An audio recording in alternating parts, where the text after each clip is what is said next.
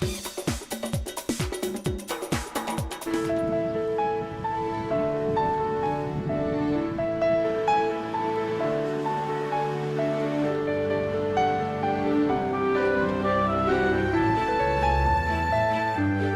everybody, welcome back to the show. We are at the Royal BC Museum, surrounded by some beautiful art. Yeah, an incredible show right now. It's called The Other Emily, Redefining Emily Carr, and we are joined by the curator of the show, Catherine Bridge. Hello, how are you? Hello. How did Emily Carr get in sort of your life? Because you've curated shows, Emily Carr shows before, right? Yeah, the very first job I had when I was a student at university was to inventory the artwork in the BC Archives collection, and the Emily Carr artwork is amongst that material. So that was my first sort of, you know. Here we are. Here we are, still Emily Carr. And this exhibit is so different from any way that I've seen any artist really displayed, because there's so many different levels. Maybe you can explain how we're looking at Emily. Yeah, we're looking at Emily in a completely different way, I think, than most exhibits. We're looking at her as an individual who matured and growed over the course of her life, but we're really emphasizing that early part of her life. The part of her biography that always gets skipped over. You get the first 2 pages with childhood and young adulthood, and then you go right to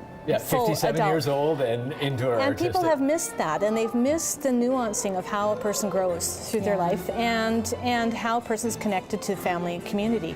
So that's the part of Emily Carr that we're focusing on. Well, and of course, with her, when she gets into her story, you know, she was a woman so far ahead of her time in so many different ways. So all those early influences are so important to who she became, because she had to fight a little bit more. Absolutely, yeah. She was a single-minded individual all her life. She knew what she wanted to do with her art, and it was tough. People didn't understand, and she felt kind of like all alone at a lot of times in her life. A lot of artists, I guess, feel that way, and they get their best work. You know, she never had a family. She didn't have a relationship that she carried forward in a long-term capacity. So, but on the other hand, that freed her from the conventions of the time, because if she had married and she had children, she would not have been an artist. Women were not allowed to do that. Now let's talk about the other artist who's featured behind us here, and maybe you can use this display here to tell us about the entire exhibit. This is not by Emily Carr, of course, it's Manon Elder. But tell us about her and how she's tied into Emily Carr. Well, Manon approached us with an idea. She had this vision that she wanted to give justice to Emily Carr. This is the way she says it.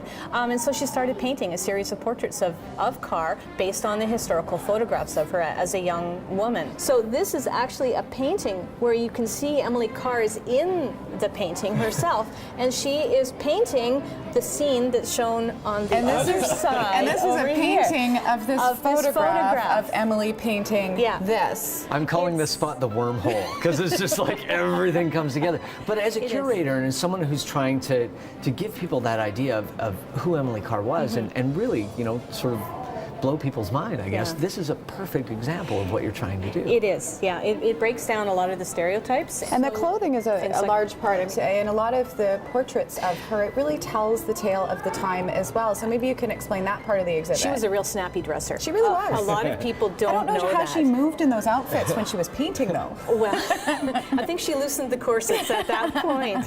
But she grew up very conventionally, wearing conventional clothing that young women of the time did, and it was corsets and whalebone pieces that formed your body, and so a lot of the early photographs show her dressed that way. And it's funny how we have such a dowdy image of her with the few pictures that are used of her later in life. That's how everybody portrays Emily Carr. And that was one of Manon's quests, was to counteract that idea. Everyone has her in our minds as this sort of unkept woman who wore loose, baggy clothes, crazy artist, had lots of pets and shunned society and all of that. And that, you know, that wasn't really true, and it's not really fair to a person to all of a sudden one picture, that's it.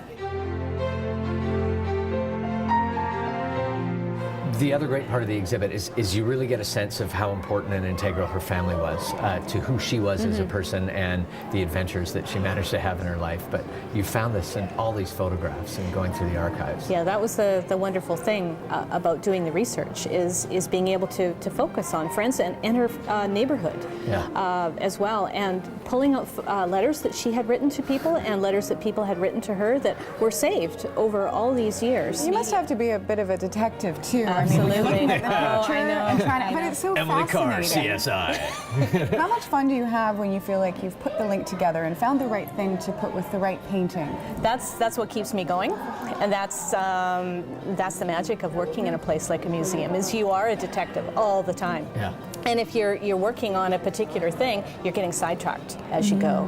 Oh, that's cool, and you sort of like learn a little bit about that, and you learn a little bit about that. But that's what is so magic about How much collections. has your perspective of Emily Carr changed? Of course, you've got such a huge pedigree of Emily Carr research, but how much has it changed in doing this exhibit? It's changed a lot, and it's changed a lot because I've been able to do new research and to go back in and explore areas that I had sort of not thought about. The magic of the internet now is that you can do all of these fabulous searches that you couldn't even 5 or 6 or You would 10 have to years travel ago. all over the world to get Of that course. kind of information. So I've been able to go and look through newspapers online and do searches under car and find all the references. And sure, there's carrying and carriages Right, and right, everything right. else that's There's got a lot car. of draft to and you go spend through. a lot of time. But I found out that she was a singer, that she sang in a professional sort of settings in Victoria. She played the mandolin and the guitar in public concerts in Victoria. And of course, on the level of someone who enjoys art and anyone who enjoys Emily Carr, to see her progress